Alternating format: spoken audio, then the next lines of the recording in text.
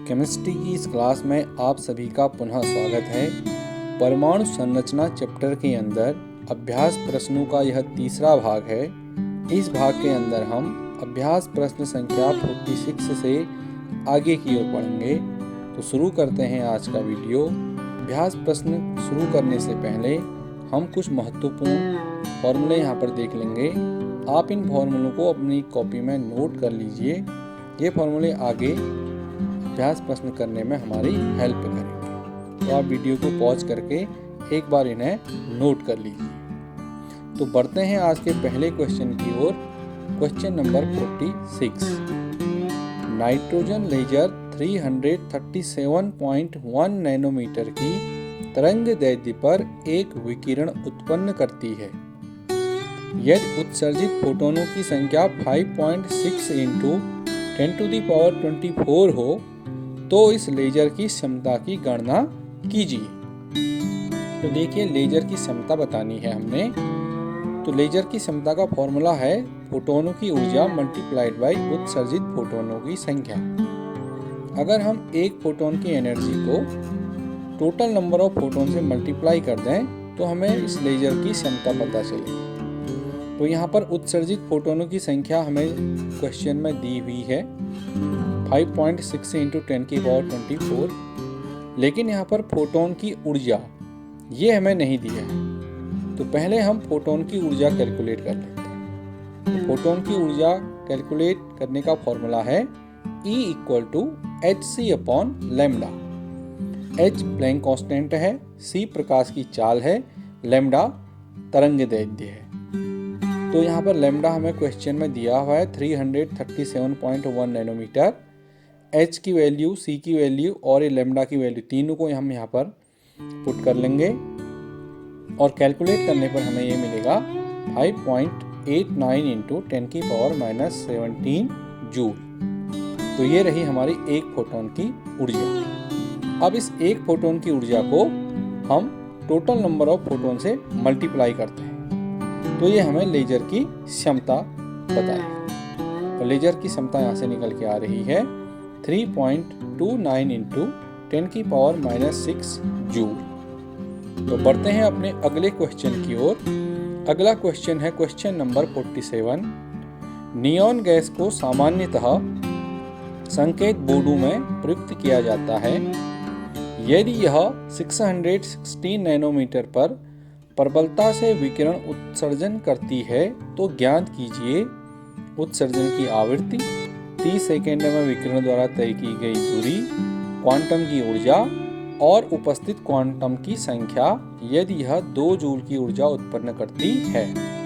तो सबसे पहले इस क्वेश्चन में हम उत्सर्जन की आवृत्ति कैलकुलेट करते हैं। इसका फॉर्मूला है ν = c/λ।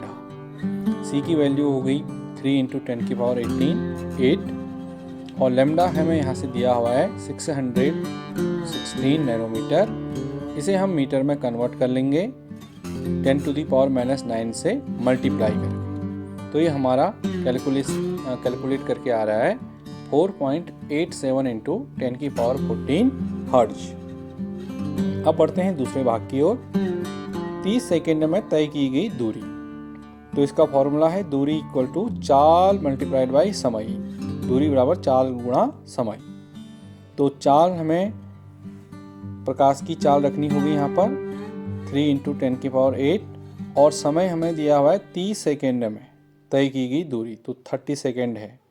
तो मल्टीप्लाई करके आ रहा है 9 × 10⁹ मीटर। तीसरा भाग है क्वांटम की ऊर्जा। तो क्वांटम की ऊर्जा मतलब फोटोन की ऊर्जा, जिसका फॉर्मूला होता है E = hν। h Planck constant है तो ये रख लेंगे वैल्यू। न्यू हमें अभी कैलकुलेट किया हुआ है 4.87 × 10⁻14 हर्ट्ज। तो इसे यहाँ रख लेंगे और एक आ रहा है मल्टीप्लाई करके 3.32 × 10⁻19 जूल। और अब इसके लास्ट पार्ट में क्वांटम की संख्या।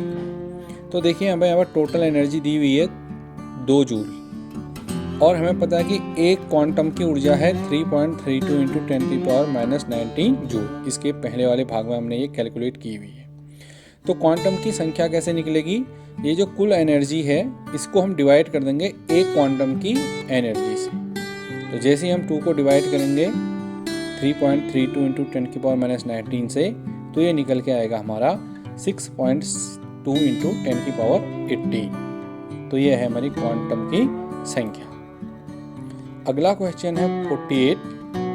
खगोलीय प्रेक्षणों में दूरस्थ तारों से मिलने वाले संकेत बहुत कमजोर होते हैं। यदि फोटोन संसूचक 600 नैनोमीटर के विकिरण से कुल 3.15 इंटू 10⁻18 जूल प्राप्त करता है, तो संसूचक द्वारा प्राप्त फोटोनों की संख्या की गणना कीजिए। फोटोनों की संख्या यहाँ पर हमने कैलकुलेट करनी है, तो हम कैसे कैलकुलेट करेंगे? हम कुल ऊर्जा जो हमें दी हुई है क्वेश्चन में, ये इसको डिवाइड कर देंगे एक फोटोन की ऊर्जा से, तो हमें यहाँ पर फोटोनों की संख्या पता चलेगी। तो यहाँ पर कुल फोटोन की ऊर्जा तो ये रही क्वेश्चन में 3.15 इंटू 10⁻18, लेकिन एक फोटोन की एनर्जी हमें पता नहीं है। तो पहले हम एक फोटोन की एनर्जी की गणना कर लेंगे। तो एक फोटोन की एनर्जी E = hc/λ। यहाँ पर हमें h और c की वैल्यू ये रख लेंगे और लैम्डा की वैल्यू हम यहाँ से 600 नैनोमीटर, ये फिर से हमें नैनोमीटर में दी हुई है। हम इसे 10⁻⁹ से मल्टीप्लाई करेंगे, ये मीटर में चेंज हो जाएगा। अब यहाँ पर हम कैलकुलेशन करते हैं, तो हमें एक फोटोन की एनर्जी निकल के आई 3.313 इंटू 10⁻19 जूल। अब इस वैल्यू को हम फोटोन की संख्या यहाँ पुट करते हैं, तो फोटोन की संख्या निकल के आएगी हमारे पास 9.51, जो लगभग होगी 10।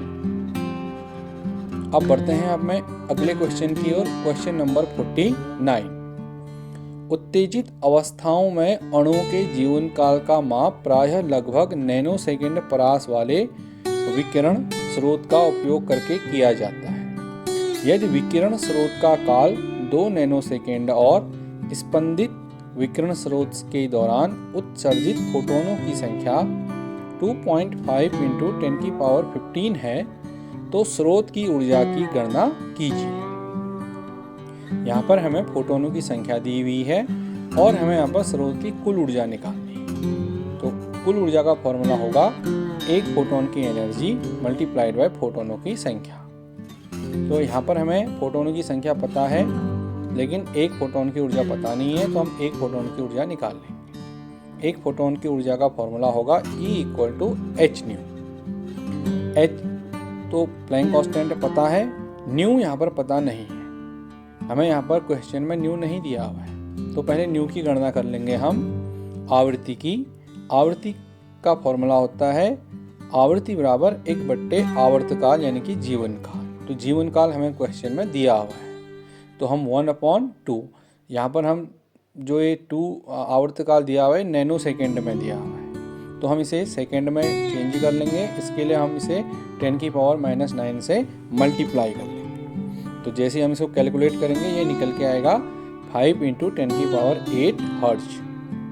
तो ये आवृत्ति आ गई। अब फोटोन की ऊर्जा यहाँ से निकल जाएगी हमारा E = ये h की वैल्यू और ये रही न्यू की वैल्यू जो अभी हमने निकाली थी। तो ये 33.13 इंटू 10⁻26 जूल निकल के आ गई एक फोटोन की एनर्जी। अब कुल ऊर्जा हो जाएगी जो एक फोटोन की एनर्जी है ये मल्टीप्लाइड बाय जितने हमारे पास टोटल फोटोन है ये। तो अगर हम दोनों को मल्टीप्लाई करें तो ये निकल के आ रहा है 8.28 इंटू 10⁻10 जूल। तो ये क्वेश्चन भी पूरा हो गया। अब बढ़ते हैं हम अपने अगले क्वेश्चन की ओर। Question number 50। यहाँ पर कहा है सबसे लंबी द्विगुणित तरंग दैर्ध्य जिंक अवशोषण संक्रमण 589 और 589.6 नैनोमीटर पर देखा जाता है। देखें यहाँ पर दो तरंग दैर्ध्य दी हुई हैं, 589 और दूसरी है 589.6 नैनोमीटर। दोनों तरंग दैर्ध्यों के बीच बहुत ही स्मॉल सा छोटा सा अंतर है। प्रत्येक संक्रमण की आवृत्ति और दो उत्तेजित अवस्थाओं के बीच ऊर्जा के अंतर की गणना कीजिए। तो हमें यहाँ पर आवृत्ति निकालनी है और साथ में दोनों जो तरंग दैर्ध्य हैं उनसे रिलेटेड एनर्जी की भी कैलकुलेशन करनी है। तो देखिए सबसे पहले हम आवृत्ति की गणना करते हैं। तो आवृत्ति का फॉर्मूला होता है nu equal to C upon lambda. तो पहली वाली तरंग दैर्ध्य यानी कि पहली वाली 589 वाली तरंग दैर्ध्य के लिए हो जाएगा nu 1 equal to C upon lambda 1। C प्रकाश की चाल है तो ये है 3 इंटू 10⁸ और लैम्डा 1 है 589। नैनोमीटर में है, मीटर में चेंज करने के लिए 10⁻⁹ से मल्टीप्लाई करेंगे। तो अगर हम इसको सॉल्व करें तो ये सॉल्व करके आ रहा है हमारा 5.093 इंटू 10⁻14 हर्ट्ज। तो ये निकल गई हमारी पहली तरंग दैर्ध्य के लिए आवृत्ति। अब इसकी ऊर्जा की भी गणना कर लेते हैं हम। तो ऊर्जा का फॉर्मूला है E1 equal to H nu 1। H Planck constant है, न्यू 1 हमने ऊपर कैलकुलेट किया हुआ है। तो न्यू 1 की वैल्यू यहाँ पुट कर देंगे हम 5.09 इंटू 10⁻14। दोनों वैल्यू को मल्टीप्लाई करते हैं तो ये निकल के आता है हमारा 3.3746 इंटू 10⁻⁻19 जूल। यहाँ पर हम डेसिमल के 4 प्लेसेस तक वैल्यू लिख रहे हैं क्योंकि ये दोनों तरंग दैर्ध्यों के बीच बहुत ही कम 0.6 का डिफरेंस है। तो अगर हम डेसिमल के 4 डिजिट को यूज़ ना करें तो ये अप्रोक्स सेम आ जाएगा, इसलिए हम यहाँ पर डेसिमल के 4 डिजिट यूज़ कर रहे हैं। अब हम दूसरी तरंग दैर्ध्य के लिए देखते हैं आवृत्ति न्यू 2। इसका फॉर्मूला हो जाएगा nu 2 equal to C upon lambda 2। C की वैल्यू पुट कर दी हमने ये, और लैम्डा 2 रहा 589.6 और इसको नैनोमीटर को मीटर में बदलने के लिए 10⁻⁹ से फिर से इसको मल्टीप्लाई करेंगे। तो इसको सॉल्व करेंगे तो ये निकल के आ रहा है 5.088 इंटू 10⁻14 हर्ट्ज। तो देखिए पहले वाले में आवृत्ति निकल के आई 5.093 और यहाँ पर निकल के आई है 5.088। तो अप्रॉक्स लगभग दोनों बराबर हैं। अब इसके लिए E2 की गणना करेंगे तो E2 एनर्जी H न्यू 2 हो जाएगी। तो H की वैल्यू यहाँ पर पुट कर दी 6.626 इंटू 10⁻34 और न्यू 2 ये हमने कैलकुलेट किया हुआ है तो इसको हम नीचे रख लेंगे। तो ये मल्टीप्लाई करके हमारा आंसर आ रहा है 3.3713 इंटू 10⁻⁻19 जूल। ये E1 है, ये E2 है। अब दोनों के बीच हमें ऊर्जा का अंतर बताना है। तो दोनों के बीच ऊर्जा का अंतर हो जाएगा delta E equal to E1 minus E2। तो E1 की वैल्यू ये रही और E2 की वैल्यू ये है। अगर हम दोनों को माइनस करें तो ये निकल के आ रहा है 0.0033 इंटू 10⁻⁻19। तो अगर हम इसको रीअरेंज करें तो ये आ जाएगा हमारा 3.3 इंटू 10⁻⁻22 जूल। ये मैथमेटिकल कैलकुलेशन चेक करने के लिए क्वेश्चन था ये। अब हम बढ़ते हैं अपने अगले क्वेश्चन की। Question number 51। सीजियम परमाणु का कार्यफलन 1.9 इलेक्ट्रॉन वोल्ट है। तो हमें ज्ञात करना है उत्सर्जित विकिरण की देहली तरंग दैर्ध्य, दूसरा देहली आवृत्ति, और यदि सीजियम तत्व को 1500 नैनोमीटर की तरंग दैर्ध्य के साथ विकिरणित किया जाए तो निकले हुए फोटो इलेक्ट्रॉन की गतिज ऊर्जा और वेग की गणना कीजिए। तो यहाँ पर हमें 4 चीज़ें कैलकुलेट करनी है। तो हम यहाँ पर सबसे पहले देहली आवृत्ति और तरंग दैर्ध्य की गणना करेंगे और इसके अगले भाग में हम इलेक्ट्रॉन की गतिज ऊर्जा और वेग की गणना करेंगे। तो सबसे पहले हम उत्सर्जित विकिरण की देहली आवृत्ति की गणना करते हैं। तो देहली आवृत्ति की गणना करने के लिए हमें कार्यफलन दिया हुआ है। तो हम कार्यफलन का फॉर्मूला लिख लेंगे W0 equal to H new 0। तो यहाँ से हम न्यू 0 का फॉर्मूला बना लेंगे W0 अपॉन H। तो W0 यहाँ पर हमें दिया हुआ है 1.9 इलेक्ट्रॉन वोल्ट। अब इसे हम जूल में कन्वर्ट कर लेंगे। इसे जूल में कन्वर्ट करने के लिए 1.9 को मल्टीप्लाई कर लेंगे हम 1.6 इंटू 10⁻⁻19 से, क्योंकि एक इलेक्ट्रॉन वोल्ट जो है वो 1.6 इंटू 10⁻⁻19 जूल के बराबर होता है। और नीचे हम वैल्यू रख लेंगे प्लैंक कांस्टेंट की। तो अगर हम इसको डिवाइड करें तो ये हमारा निकल के आएगा 4.59 इंटू 10⁻15 हर्ट्ज।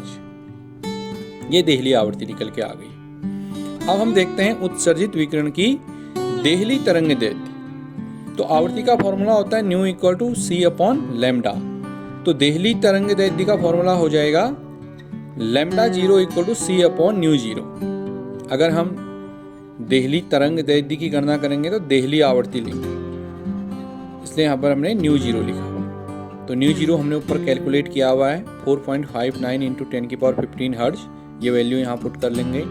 और सी की वैल्यू हमें पता है, प्रकाश की चाल 3 इंटू 10⁻18, तो इसे डिवाइड करेंगे तो ये हमारा आएगा 6.53 इंटू 10⁻7 मीटर।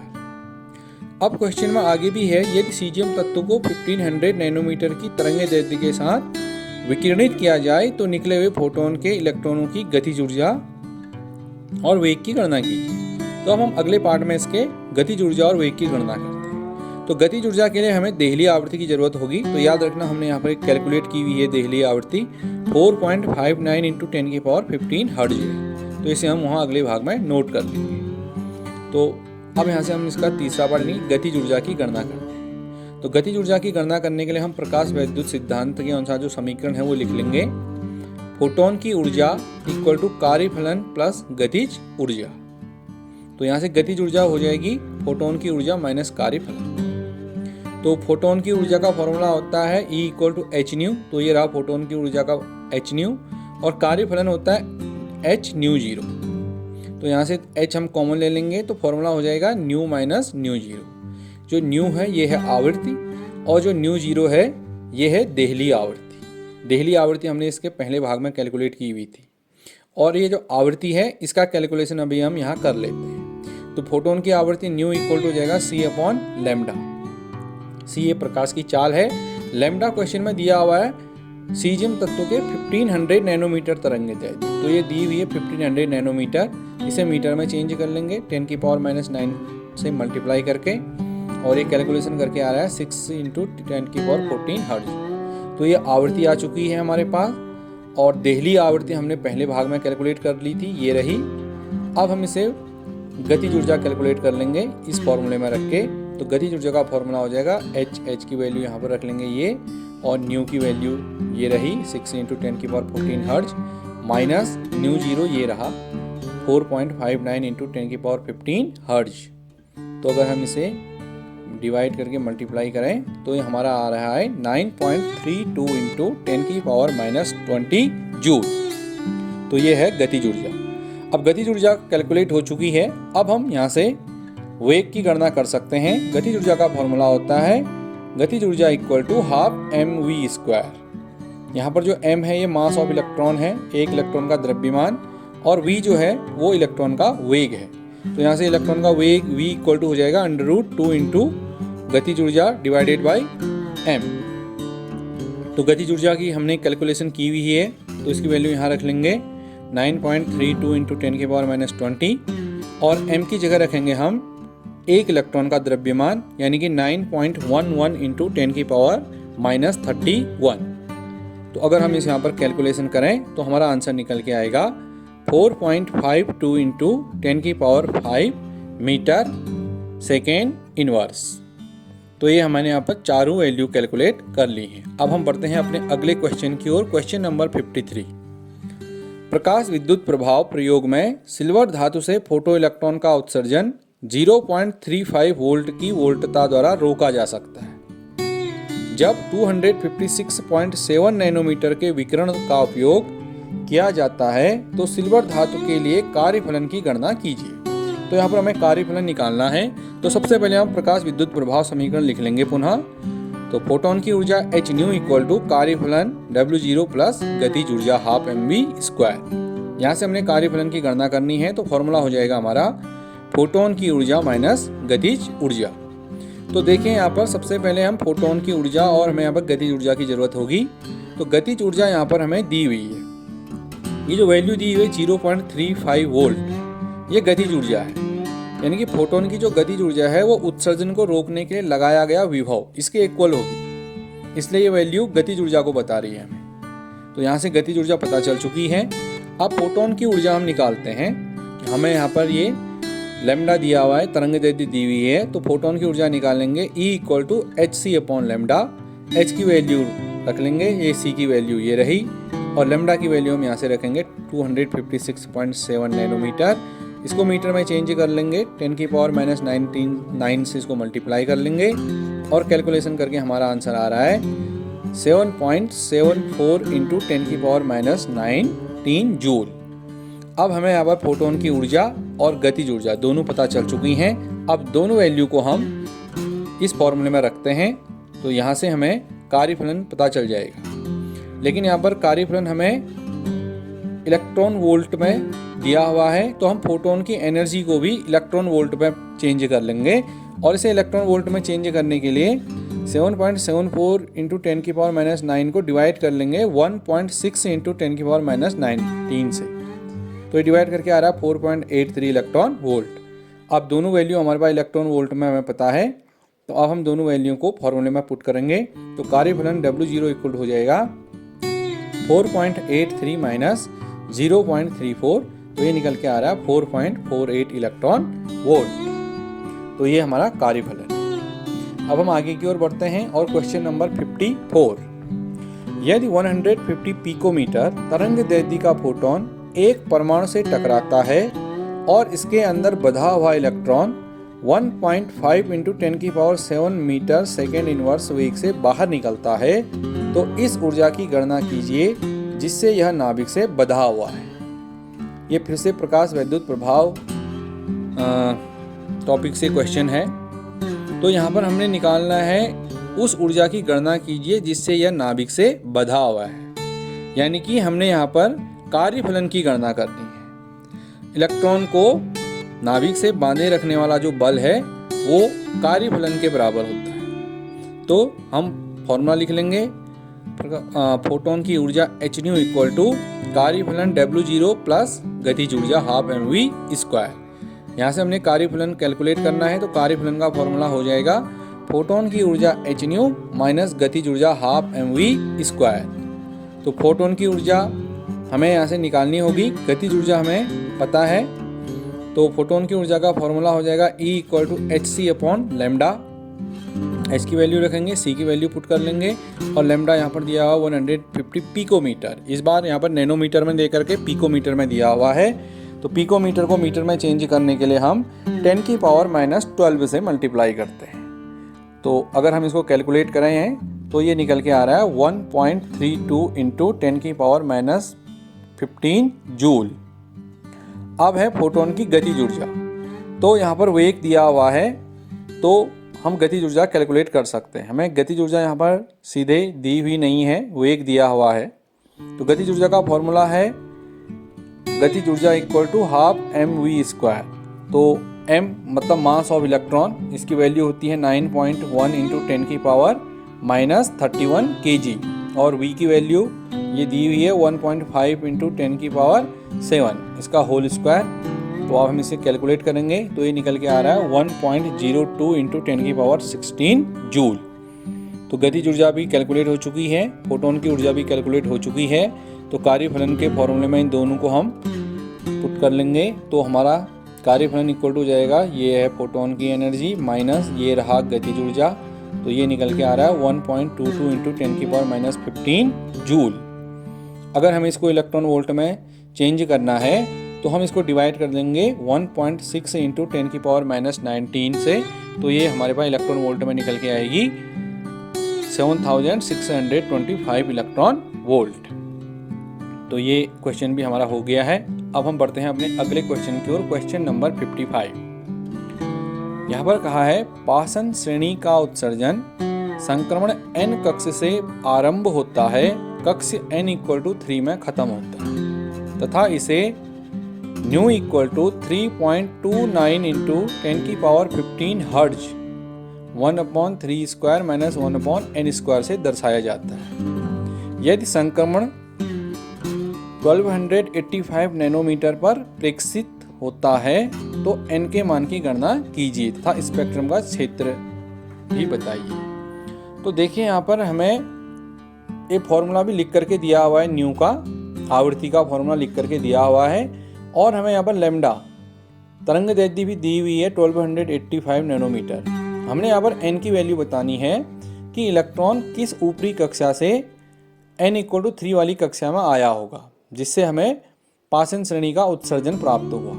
तो इस सबसे पहले जो फॉर्मूला दिया हुआ है इसी फॉर्मूले को लिख लेते हैं, न्यू इक्वल टू 3.29 इंटू 10 की power 15 1/3² minus 1/n²। N square हमने कैलकुलेट करना है। तो यहाँ पर जो न्यू है, इस न्यू की वैल्यू को हम कैलकुलेट कर लेंगे। न्यू इक्वल टू होता है सी अपॉन लेमडा। तो लेमडा हमें दिया हुआ है, सी हमें पहले से पता होता है प्रकाश की चाल है, तो सी की जगह हम लिख लेंगे 3 × 10⁻18 और लेमडा ये रहा 1285 नैनोमीटर, मीटर में चेंज कर लेंगे 10⁻⁻19 से मल्टीप्लाई करके equal to 3.29 × 10⁻15 1/n square 3 square minus 1/n square. तो ये वैल्यू अगर हम कैलकुलेट करें तो यहाँ से ये हो जाएगा 1/3 का स्क्वायर यानी कि 9 और 1/n स्क्वायर। ये वैल्यू इस तरफ आ जाएगी, तो ये बन जाएगा हमारा 2.33 × 10⁻14 डिवाइडेड बाई 3.29 × 10⁻15। तो ये आ जाएगा 7.1 × 10⁻−2। तो यहाँ से 1/n स्क्वायर आ जाएगा 1/9 माइनस 7.1 × 10⁻−2 यानी कि 0.04। तो n स्क्वायर इक्वल टू आ जाएगा 1/0.04 यानी कि ये आ रहा है हमारा 5।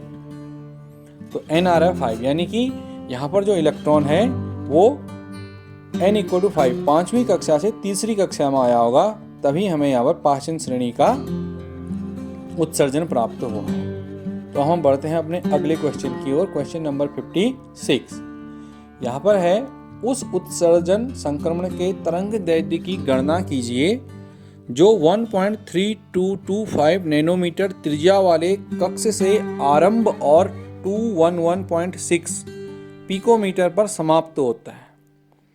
इस संक्रमण की श्रेणी का नाम और स्पेक्ट्रम का क्षेत्र भी बताइए। तो देखिए, हमें यहाँ पर तरंग दैर्ध्य की गणना करनी है और साथ में हमने संक्रमण की श्रेणी बतानी है कि ये कौन सी श्रेणी होगी, लाइमन, पासन, बामर, ब्रकेट, फुंड। तो इसके लिए सबसे पहले हम जो फॉर्मूला होता है हमारे पास तरंग दैर्ध्य का, उसे हम लिख लेंगे 1/λ equal to RH square 1/n square minus 1/n2 square. यहाँ पर RH जो है ये रिडबर्ग नियतांक है, इसकी वैल्यू होती है 1.1 × 10⁻7 और Z जो है ये परमाणु क्रमांक है, हाइड्रोजन के लिए ये 1 होता है। N1 और N2 ये हैं हमारे पास कक्षाएं, जहाँ से उत्सर्जन शुरू होता है वो N2 और जहाँ पर समाप्त होता है वो N1।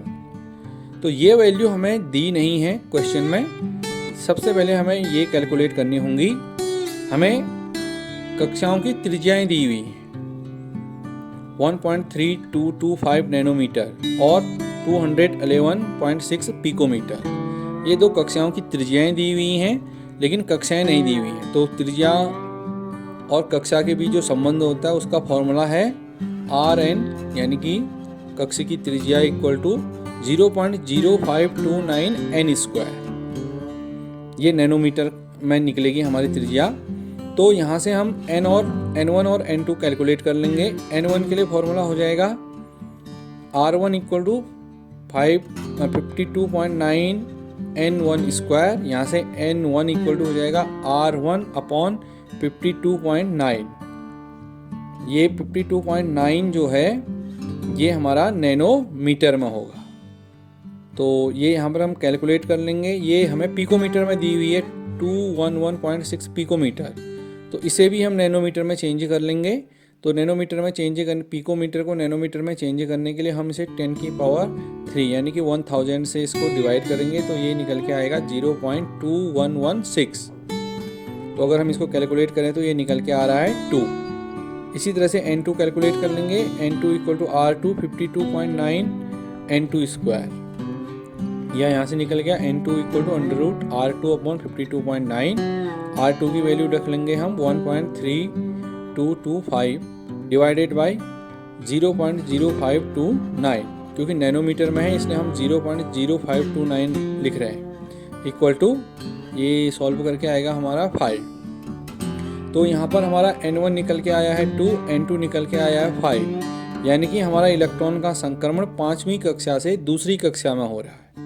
तो इलेक्ट्रॉन 5वीं कक्षा से दूसरी कक्षा में आ रहा है, तो इसका मतलब है ये बामर श्रेणी से संबंधित है। तो यहाँ पर संक्रमण श्रेणी का नाम है बामर श्रेणी, और स्पेक्ट्रम क्षेत्र का बामर श्रेणी दृश्य प्रकाश के स्पेक्ट्रम्स में प्राप्त होती है। तो ये दोनों चीज़ें कैलकुलेट हो गई। अब हम यहाँ से लैम्डा भी कैलकुलेट कर लेंगे। तो लैम्डा कैलकुलेट करने के लिए फॉर्मूले में हम सारी वैल्यू पुट कर लेंगे। तो R की जगह हम लिख लेंगे 1.1 इंटू 10 की पावर 7 और Z हाइड्रोजन के लिए 1 होता है तो 1 स्क्वायर 1/N1, N1 है 2 तो 2 स्क्वायर माइनस 1/5 स्क्वायर। तो यहाँ से आ जाएगा हमारा 1.1 इंटू 10 की पावर 7, 2 का स्क्वायर हो गया 4 और 5 का स्क्वायर हो गया 25। अब हम इसको कैलकुलेट करेंगे, दोनों का एलसीएम लेंगे तो आ जाएगा 100, तो 25 माइनस 4, तो इसको और कैलकुलेट कर लेंगे, ये आ जाएगा हमारा 1.1 इंटू 10 की पावर 7 इंटू 21 डिवाइडेड बाई 100। तो अगर हम 100 से इसको डिवाइड करें तो ये निकल के आ रहा है 23.1 इंटू 10 की पावर 5। तो यहाँ से लैम्डा आ जाएगा 1/2.31 इंटू 10 की पावर 5। तो ये आ जाएगा 4.34 इंटू 10 की पावर माइनस 7 मीटर। तो यहाँ से हमारे पास लैम्डा भी निकल के आ चुका है। अब हम बढ़ते हैं अपने अगले क्वेश्चन की ओर। Question number 57। डी ब्रोगली द्वारा प्रतिपादित द्रव्य के दोहरे व्यवहार से इलेक्ट्रॉन सूक्ष्मदर्शी की खोज हुई, जिसे जैव अणु और अन्य प्रकार के पदार्थों की अति आवर्धित प्रतिबिंब के लिए उपयोग में लाया जाता है। इस सूक्ष्मदर्शी में यदि इलेक्ट्रॉन का वेग 1.6 इंटू 10 की पावर 6 मीटर सेकेंड इनवर्स है तो इस इलेक्ट्रॉन से संबंधित डी ब्रोगली तरंगदैर्ध्य की गणना कीजिए। ये सीधा सा क्वेश्चन है, इसमें सिर्फ फॉर्मूला लिखना है, फॉर्मूले में वैल्यू पुट करनी है, आंसर आ जाएगा। तो सबसे पहले हम लिख लेते हैं डी ब्रोगली की equation, lambda equal to H/mv। H यहाँ पर प्लैंक कांस्टेंट है 6.626 इंटू 10 की पावर माइनस 34।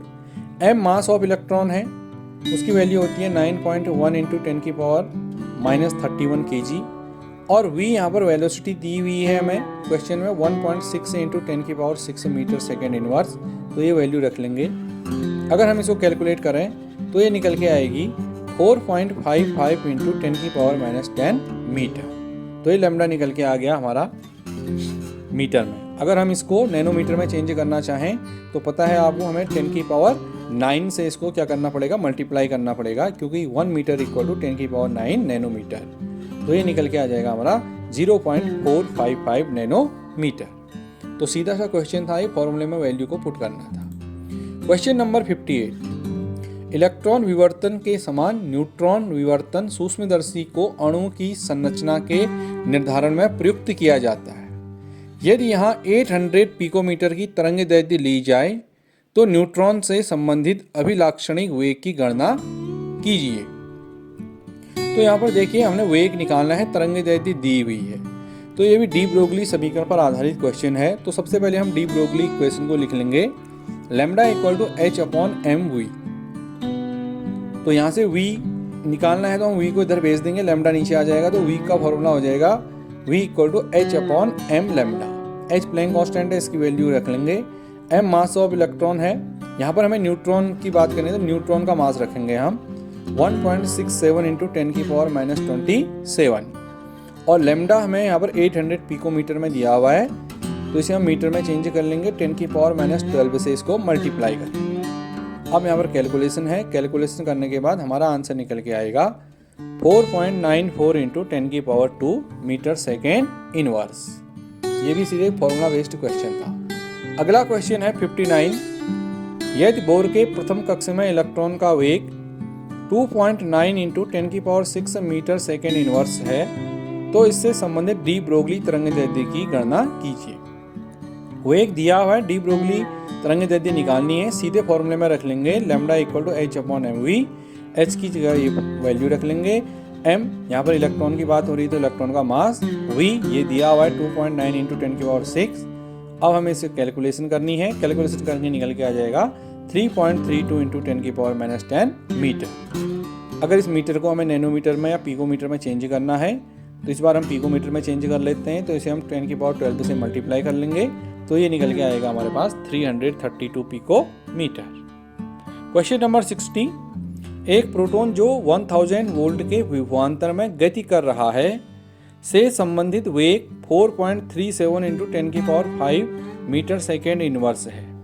यदि 0.1 kg द्रव्यमान की हॉकी की गेंद इस वेग से गतिमान है तो इससे संबंधित तरंगदैर्ध्य की गणना कीजिए। तो यहाँ पर तरंगदैर्ध्य की गणना करनी है। डी ब्रोगली इक्वेशन लिख लेंगे हम। Lambda equal to H upon M V, H Planck constant, ये रही वैल्यू। एम, यहाँ पर हमें एम हॉकी की गेंद का द्रव्यमान दिया हुआ है 0.1 kg, तो ये रख लेंगे हम 0.1, और यहाँ पर वेग दिया हुआ है हमें 4.37 इंटू 10 की पावर 5। तो सारी वैल्यू हम यहाँ पर रख लेंगे और कैलकुलेशन करके देखेंगे तो ये निकल के आ रहा है 1.516 इंटू 10 की पावर -18 मीटर। ये भी फॉर्मूला बेस्ड क्वेश्चन था, सीधे फॉर्मूले में रख के वैल्यू पता चल जा रही थी।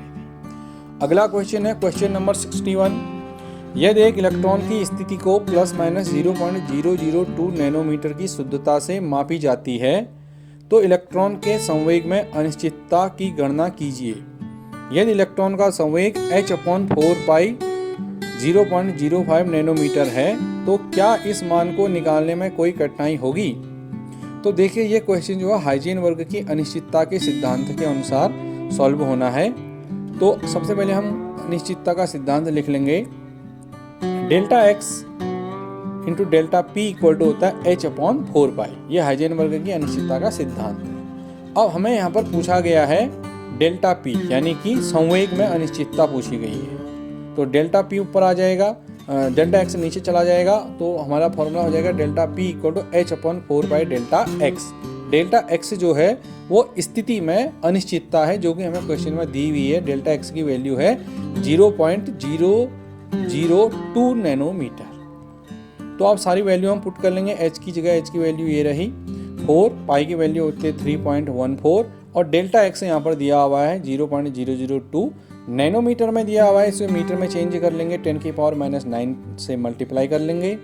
कैलकुलेशन करके देखेंगे तो हमें निकल के आ रहा है 2.64 इंटू 10 की power 23 kg metre second inverse.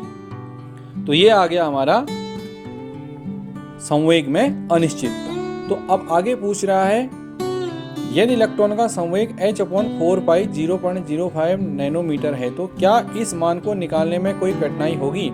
देखिए हमारी अनिश्चितता निकल के आ रही है 2.64 इंटू 10 की power -23 kg metre second inverse. अब क्वेश्चन के अनुसार इलेक्ट्रॉन का जो संवेग है वो यहाँ पर दिया हुआ है। तो अब इस वैल्यू को हम यहाँ पर पुट करें तो ये वैल्यू निकल के आ रही है P इक्वल टू h/4π 0.05।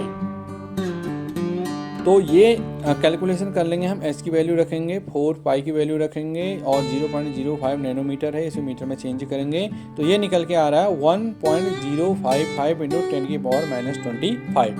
तो देखिए क्वेश्चन के अकॉर्डिंग हमारे पास जो संवेग निकल के आ रहा है वो निकल के आ रहा है 1.055 इंटू 10 की पावर -24, जबकि हमारा जो संवेग में अनिश्चितता है वो हमारी निकल के आ रही है 2.64 इंटू 10 की power 23 kg metre second inverse. तो अब यहाँ से हम देखेंगे कि जो संवेग में जो अनिश्चितता है वो संवेग से अधिक आ रही है। तो इसका मतलब ये है कि हम इस संवेग की गणना नहीं कर सकते, क्योंकि संवेग की परिभाषित नहीं किया जा सकता, क्योंकि यह संवेग में अनिश्चितता डेल्टा पी से बहुत ही छोटा है। तो हम आगे की ओर बढ़ते हैं और देखते हैं क्वेश्चन नंबर 62। यहाँ पर कहा गया है 6 इलेक्ट्रॉनों की क्वांटम संख्याएं नीचे दी गई हैं, उन्हें ऊर्जा के बढ़ते हुए क्रम में व्यवस्थित कीजिए। क्या इनमें से किसी की ऊर्जा समान है? तो देखिए हमें ऊर्जा का पता लगाना है। हमें नीचे टेबल में कक्षाएं दी हुई हैं और इसमें n और l का मान दिया हुआ है। तो यहाँ पर हम n+l रूल लगाएंगे। n+l नियम के अनुसार जिस उपकक्षा के लिए n+l का मान कम आता है उसकी ऊर्जा कम होती है। यदि दोनों उपकक्षाओं के लिए n+l का मान समान आया तो जिस उपकक्षा के लिए n का मान कम होगा उसकी ऊर्जा कम होती है। तो सबसे पहले हम यहाँ पर n+l के मान की गणना कर लेते हैं। तो ये रही टेबल, इसमें देखिए हमने n+l दोनों की वैल्यू निकाली है। यहाँ पर n equal to 4, l equal to 2, तो n+l इक्वल टू आ गया 6 और ये उपकक्षा हो जाएगी आपका 4D। और इसी तरह से यहाँ पर निकल के आ रहा है 5, 5, 5, 4, 5। तो अब यहाँ पर देखिए सबसे कम वैल्यू जो n+l की निकल के आ रही है वो निकल के आ रही है 4। और ये है हमारे पास 3p कक्षक। तो सबसे कम ऊर्जा जो होगी वो हमारी 3p की होगी। अब इसके बाद आप इस टेबल में देखिए n प्लस एल की वैल्यू कम निकल के आ रही जो है 5, लेकिन यहाँ पर जो 5 वैल्यू है वो 3d की भी है, 4p की भी है और 3d की भी है और 4p की भी है। तो अब यहाँ पर 1 2 3 4 जो उप कक्षाएं हैं उनके लिए हमारे पास n प्लस एल की वैल्यू सेम निकल के आ रही है। तो अब हम यहाँ पर देखेंगे n की वैल्यू किसके लिए कम है, उसकी ऊर्जा सबसे कम होगी। तो यहाँ पर n की वैल्यू सबसे कम आ रही है 3d के लिए। तो यस, उसके बाद जो अगला क्वेश्चन निकल के आएगा, अगली उपकक्षा निकल के आएगी वो आएगी 3d। और इसके बाद हम आगे की ओर बढ़ते हैं और देखते हैं फिर कौन सी आ रही है। दो यहाँ पे 2 हो चुके हैं, अब ये 2 बचे। 4p के लिए भी 5 आया हुआ है और 4p इसके बाद अगला है जिसकी एनर्जी आ रही है और लास्ट में 4d आएगा। तो यहाँ पर से हमारा क्रम इस तरह से हो जाएगा 3p 3d 4p 4d। यहाँ पर जो विकल्प के अनुसार अगर हम देखें तो हमारा सही क्रम होगा, सबसे कम ऊर्जा होगी 5वें वाले विकल्प की n = 3 l = 1, फिर उसके बाद दूसरे वाले विकल्प की और 4th वाले की। जो दूसरा वाला है n = 3 और जो 4th वाला है n = 3 l = 2, इन दोनों की एनर्जी सेम होगी।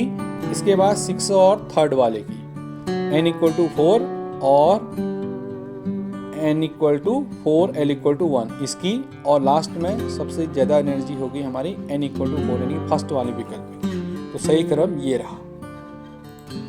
अब हम आगे बढ़ते हैं क्वेश्चन नंबर 63 की ओर। ब्रोमीन परमाणु में 35 इलेक्ट्रॉन होते हैं। इसके 2p कक्षक में 6 इलेक्ट्रॉन, 3p कक्षक में 6 इलेक्ट्रॉन, 4p कक्षक में 5 इलेक्ट्रॉन होते हैं। इनमें से कौन सा इलेक्ट्रॉन न्यूनतम प्रभावी नाभिकीय आवेश अनुभव करता है? प्रभावी नाभिकीय आवेश से तात्पर्य है नाभिक द्वारा लगाया गया बल। नाभिक धनावेशित होता है, इलेक्ट्रॉन ऋणावेशित होता है। तो नाभिक जो है इलेक्ट्रॉन को अपनी ओर आकर्षित करता है। तो नाभिक के द्वारा लगाया गया यह जो आकर्षण बल है उसे हम प्रभावी नाभिकीय आवेश कहते हैं। जो इलेक्ट्रॉन नाभिक के जितना करीब होगा उसमें नाभिकीय आवेश उतना अधिक होता है। तो अगर हम उप कक्षाओं का क्रम लिखें तो 1s 2s 2p 3s 3p 3d 4s 4p 4d 4f and so on. तो अब यहाँ पर से हम देखेंगे, आप देखिए सबसे नज़दीक 1s होता है, तो सबसे अधिक नाभिकीय आवेश 1s में लगता है। उसके बाद 2s का नंबर आता है, उसके बाद 2p का, 3s 3p 3d, इस तरह से कंटिन्यू चलते रहता है। तो हमारे क्वेश्चन के अकॉर्डिंग देखेंगे तो 4p इलेक्ट्रॉन न्यूनतम नाभिकीय आवेश अनुभव करेगा क्योंकि 4p इलेक्ट्रॉन सबसे दूर होगा। 2p कक्षक में 6 इलेक्ट्रॉन, 3p कक्षक में 6 इलेक्ट्रॉन, 4p कक्षक में 5 इलेक्ट्रॉन। तो सबसे नज़दीक 2p कक्षक होगा तो सबसे अधिक नाभिकीय आवेश 2p में लगेगा। फिर 3p कक्षक होगा तो उसके बाद 3p और उसके बाद आएगा 4p कक्षक जो सबसे दूर है, उसमें सबसे कम नाभिकीय आवेश होगा। अगला क्वेश्चन देख लेते हैं 64। निम्नलिखित में से कौन सा कक्षक उच्चतम प्रभावी नाभिकीय आवेश अनुभव करेगा?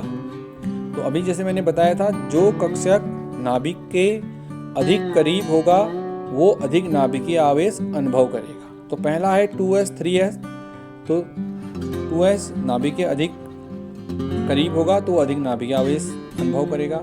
अगला है 4d और 4f, तो यहाँ पर 4d और 4f दोनों में चौथी कक्षा है, लेकिन यहाँ पर d कक्षक वाला इलेक्ट्रॉन f वाले कक्षक की तुलना में नाभिकीय आवेश अधिक अनुभव करता है क्योंकि d कक्षक का जो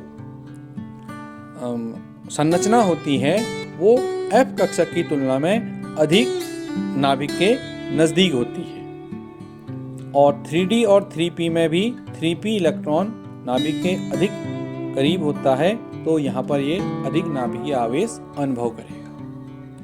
अब हम आगे की ओर बढ़ते हैं और देख लेते हैं क्वेश्चन नंबर 65। एल्यूमिनियम तथा सिलिकॉन में 3p कक्षक में अयुग्मित इलेक्ट्रॉन होते हैं। कौन सा इलेक्ट्रॉन नाभिक से अधिक प्रभावी नाभिकीय आवेश अनुभव करेगा? तो देखिए पहले एल्यूमिनियम और सिलिकॉन का इलेक्ट्रॉनिक विन्यास लिख करके देखते हैं। तो ये रहा इन दोनों का इलेक्ट्रॉनिक विन्यास। अब हम देखेंगे कि दोनों में जो संयोजी कोष का इलेक्ट्रॉन है यानी कि अंतिम कोष का इलेक्ट्रॉन वो 3p कक्षक में उपस्थित है। तो यानी कि नाभिक से दूरी दोनों की लगभग बराबर है। तो अब यहाँ पर जब नाभिक से दूरी लगभग बराबर हो जाती है तो हमें नाभिकीय आवेश देखने के लिए दूसरी चीज देखनी होती है, हमारे नाभिक में प्रोटॉनों की संख्या। नाभिक में जितने अधिक प्रोटॉन होंगे प्रभावी नाभिकीय आवेश उतना ही अधिक होता है। तो आप एल्यूमिनियम का परमाणु क्रमांक देखें 13 है, सिलिकॉन का परमाणु क्रमांक 14 है, तो इसका मतलब है सिलिकॉन के नाभिक में प्रोटॉनों की संख्या एल्यूमिनियम से अधिक है। क्योंकि दोनों इलेक्ट्रॉनों की दूरी समान है, किंतु सिलिकॉन में प्रोटॉनों की संख्या अधिक होने से सिलिकॉन का प्रभावी नाभिकीय आवेश एल्यूमिनियम से अधिक होगा। अगला क्वेश्चन है हमारा, ये इस चैप्टर का लास्ट क्वेश्चन था। अब यहाँ पर हमें चैप्टर के लास्ट में कुछ महत्वपूर्ण सूत्र जो इस चैप्टर में आए थे वो लिखे हुए हैं, आप इन्हें एक बार रिवाइज कर लीजिए। अगर आपको कहीं पर वीडियो तेज लगा है तो आप पॉज करके उसे दोबारा देख सकते हैं। Thank you. क्वेश्चन नंबर 66, इन तत्वों में अयुग्मित इलेक्ट्रॉनों की संख्या बताइए। यहाँ पर कुछ तत्व लिखे हुए हैं, यहाँ पर हमें अयुग्मित इलेक्ट्रॉनों की संख्या बतानी है। तो अयुग्मित इलेक्ट्रॉनों की संख्या बताने के लिए हम इनका इलेक्ट्रॉनिक विन्यास लिख लेंगे। तो ये रहा इनका इलेक्ट्रॉनिक विन्यास। अब हम इनका कक्षक बना करके यहाँ पर हम इलेक्ट्रॉनों की संख्या को दिखाएंगे। तो अब यहाँ पर हमने कक्षक बना ले हैं। देखिए फॉस्फोरस में 3s2 3p3 है, तो ये रहा 3s2, ये रहा 3p। तो यहाँ पर देख सकते हैं आप, इसमें 3 अयुग्मित इलेक्ट्रॉन है। क्रोमियम में देख लीजिए 3d5 4s1, तो ये 3d5 और ये रहा 4s1। तो यहाँ पर जो इलेक्ट्रॉनों की संख्या है वो अयुग्मित इलेक्ट्रॉन 6 दिखा रहा है। आयरन में है 3d6 4s2, और तो 3d6 ये रहा 6 और 4s2 ये रहा, तो इसमें अयुग्मित इलेक्ट्रॉनों की संख्या 4 है। और क्रिप्टॉन 18 में इसमें 3s2 3p6, तो इसमें सभी इलेक्ट्रॉन जो है युग्मित हैं, तो यहाँ पर कोई भी अयुग्मित इलेक्ट्रॉन नहीं है, अयुग्मित इलेक्ट्रॉन की संख्या 0 आ रही है। अगला क्वेश्चन देख लेते हैं 67, n=4 से संबंधित कितने उपकोष हैं। तो n=4 से संबंधित कितने उपकोष हैं, तो n=4 के लिए होगा l=0 1 2 और 3। l की वैल्यू जो होती है वो n से कम होती है, 0 से शुरू होकर n-1 तक होती है। तो यहाँ पर l=0 मतलब s उपकोष होगा, l=1 मतलब p होगा, l=2 मतलब d होगा, l=3 मतलब f होगा। तो यहाँ पर चारों उपकोष पॉसिबल हैं इसके लिए, n=4 के लिए s p d f। अगला क्वेश्चन है, उस उपकोष में कितने इलेक्ट्रॉन उपस्थित होंगे जिसके लिए ms ½ -½ और n=4 है। तो देखिए n=4 के लिए इलेक्ट्रॉनों की संख्या हो जाएगी 32। ये 2n² फॉर्मूले से हम कैलकुलेट करेंगे तो 32 निकल के आएगी। अब हमें यहाँ पर पूछा गया केवल ms -½ वाले। तो आपको पता है कि एक कक्षक में अधिकतम 2 इलेक्ट्रॉन हो सकते हैं। इनमें से एक इलेक्ट्रॉन का चक्रण क्लॉकवाइज और दूसरे का चक्रण एंटी क्लॉकवाइज होता है। क्लॉकवाइज के लिए +½ लिखते हैं, एंटी क्लॉकवाइज के लिए -½ तो जितने भी इलेक्ट्रॉन हमारे पास उपस्थित होंगे परमाणु में, उनके आधे इलेक्ट्रॉन +½ वाले और आधे इलेक्ट्रॉन -½ वाले होते हैं। तो यहाँ पर हमारे पास टोटल 32 इलेक्ट्रॉन है, तो इनमें से -½ वाले इलेक्ट्रॉनों की संख्या हो जाएगी 16 और +½ वाले इलेक्ट्रॉनों की संख्या भी होगी 16। ये इस चैप्टर का लास्ट क्वेश्चन था।